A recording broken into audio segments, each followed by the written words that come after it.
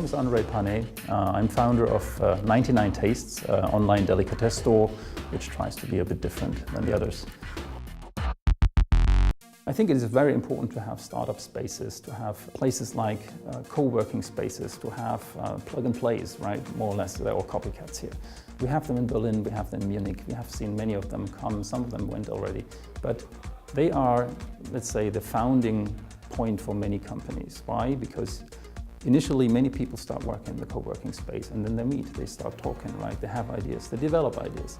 Or if you already are a startup and you need a certain skill, you might find it in the co-working area, or you might find it at the joint breakfasts that we have here, for example, every 2 weeks. My name is Caroline Norbury and I'm Chief Executive of Creative England. One of the things about successful businesses is that they are quite often part of an ecosystem of other similar businesses. So the reason there are lots and lots of internationally significant production companies who are based in Bristol is because BBC Bristol had a natural history department that was internationally renowned. And what happened is that people left and they set up their own businesses and they attracted more people to them and their new businesses were set up, etc., etc. And what you see is perhaps a couple of anchor businesses then sparking off activity in a similar field. People want to work with other talented people and obviously they need to for business reasons. And I think that's largely what's behind the development of clusters. I'm Dick Penny, I'm Managing Director of Watershed in Bristol, and we're an organisation that engages in ideas and talent.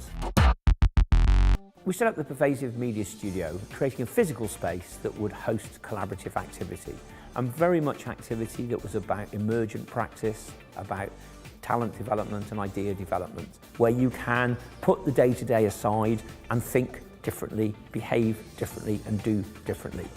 And one of the key things about it is that collaborative nature. So while you might be in a team with a university researcher and a school, say, you have to be prepared to help another team.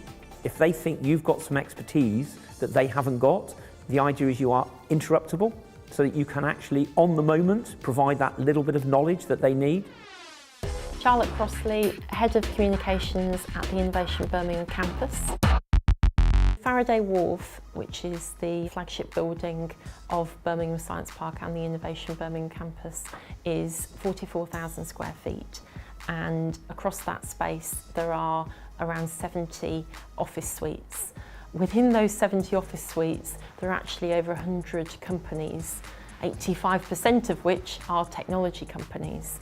That cluster is hugely, hugely powerful as far as the collaboration that's done across these companies, about the opportunities that they share between them.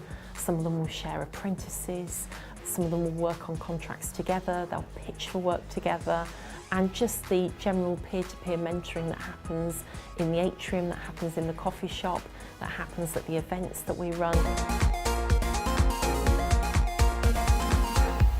FaceTime is very, very important. Yes, we live in a digital world.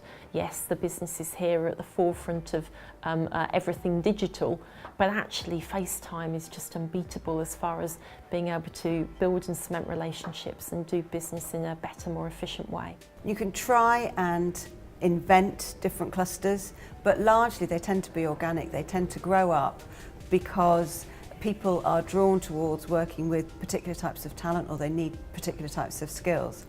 And I think being part of a creative cluster, it's not, the most important thing, but I think it does give businesses a competitive advantage because they're then able to source all types of skills and contacts that perhaps they wouldn't if they were working on their own.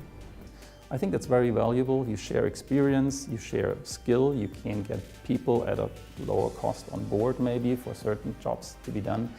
And the other nice thing is, of course, that if people are sharing also their startup experience, it makes it just feel a little bit more easy about your own startup, right? If you see the guys next door and the team next door is just having similar trouble, right? The marketing doesn't work as you planned it, or technology is crap, or whatever.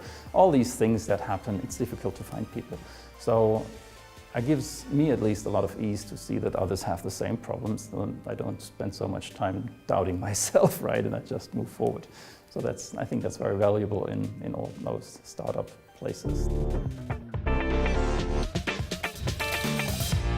I think there are lots of ways in which innovation happens. So I'm certainly not someone that's going to preach we've got the answer, but I do think that as the world is becoming more complex, as the rate of development is speeding up with the digital revolution, as the access to knowledge has completely been shifted by the internet, that ability to share, I think, becomes more and more imperative. I would say the most innovative way of working that we see day to day is how the companies here work with each other. So yes, we have programs to make sure that large organisations across the region are thinking about working with tech startups and indeed do work with tech startups, and that can lead to very exciting things. But how the companies here work with each other, manage their workflow, manage their staffing, go for big contracts together. They might think that something's too big to go at just by themselves, they wouldn't have the right credentials. So actually teaming up, and that is really powerful to see. And that's why a cluster environment is just unbeatable as to a location to actually base a company.